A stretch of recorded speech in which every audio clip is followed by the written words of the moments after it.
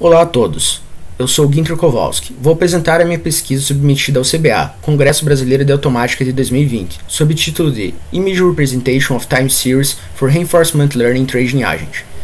Essa pesquisa foi desenvolvida sob orientação do professor Dr. Leandro de Santos Coelho, do Departamento de Engenharia Elétrica da Universidade Federal do Paraná, e do professor Dr. Roberto Zanetti Freire, do Programa de Pós-Graduação em Engenharia de Produção e Sistemas da PUC-PR.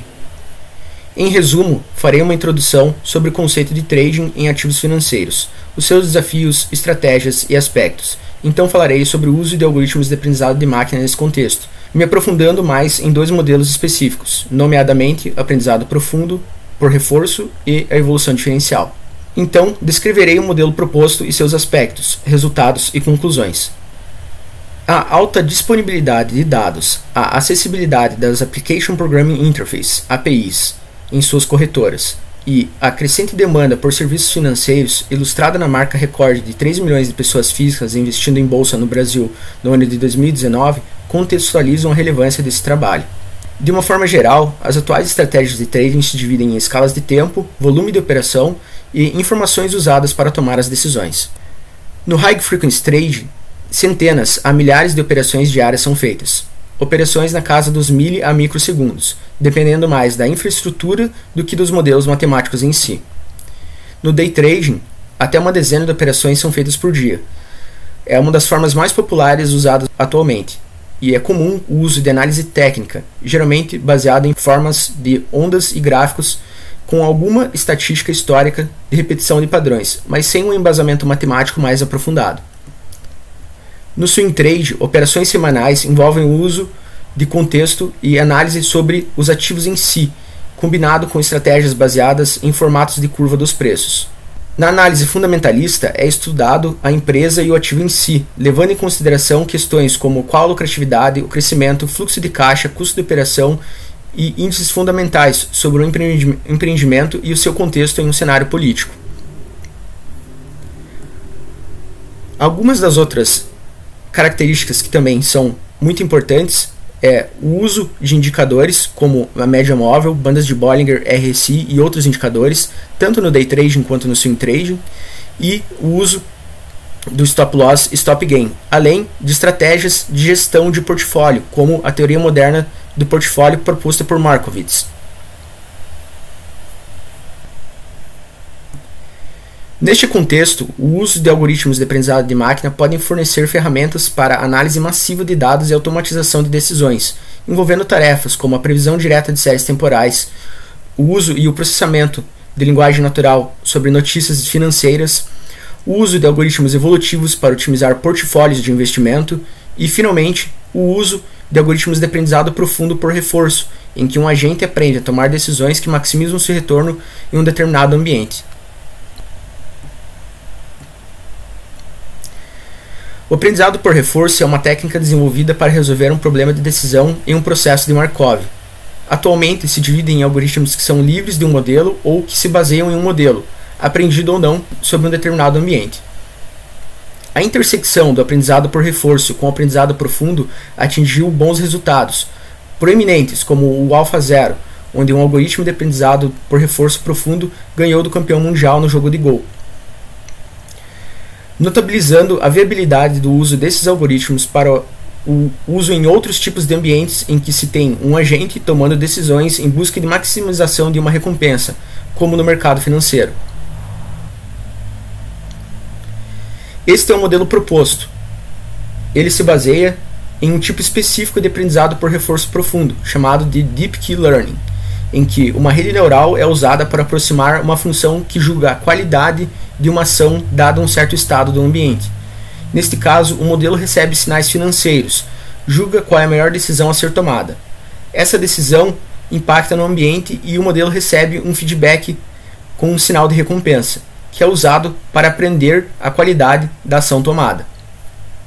Os sinais utilizados foram o Moving Average Convergence Divergence, que basicamente é duas médias móveis, uma com um certo delay em relação à outra. O Relative Strength Index, que é uma medida de momento, uma medida da quantidade, da força de movimento do mercado. que é estabelecida por dois parâmetros, o alfa e o beta. O alfa são os sucessivos aumentos no preço de um certo ativo, e o beta são os sucessivos decrescimentos no preço de um ativo, além do preço e do volume em si. Uma das grandes diferenças no modelo proposto é o uso da transformação de sinais financeiros em imagens, com 64 por 64 pixels, concatenados em 4 canais.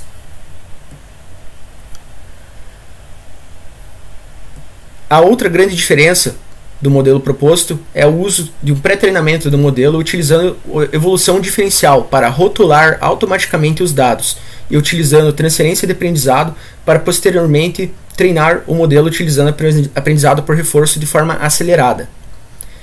Os principais detalhes do modelo são o estado, a ação, a recompensa, o ambiente e o modelo em si.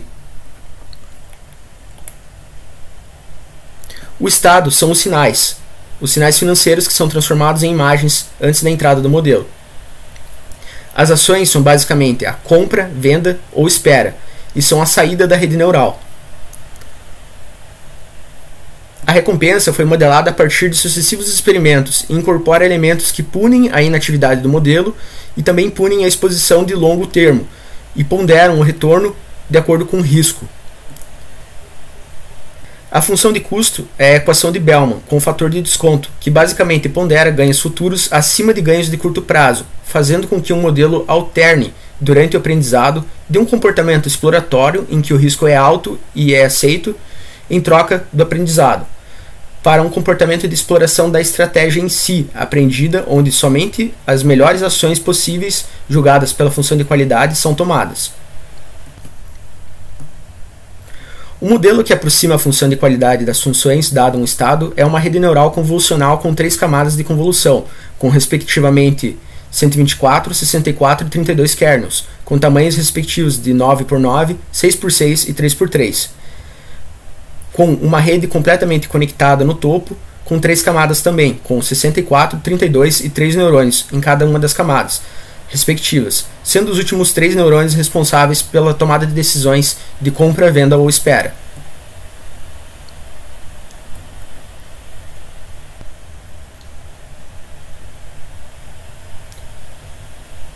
O agente foi treinado com dados horários de 200 ações, com 460 dias cada, da Bolsa de Valores de Nova York, a New York Stock Exchange, também conhecida como NYSE. Usando 3 valores de fator de desconto de aprendizado, com 3 quantidades totais de episódios de treinamento, onde o melhor resultado obtido foi com o menor fator de desconto e o máximo de episódios de treinamento, no caso 2000. Esta foi a única configuração em que o modelo convergiu para uma estratégia lucrativa de longo prazo em vários papéis diferentes. Após o treinamento, o modelo foi testado em mais de 7.800 papéis da New York Stock Exchange, obtendo prejuízo em 4.126 papéis, retorno neutro em 2.351 papéis e retorno positivo em 1.323, sendo o máximo retorno de 330% em um período total de 460 dias.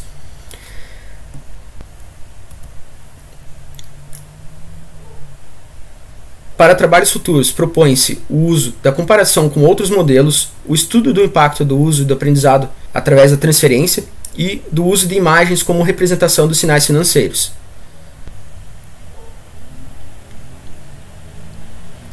Agradeço aos meus orientadores por todo o auxílio no desenvolvimento dessa pesquisa e a todos vocês que assistiram até o final. Muito obrigado.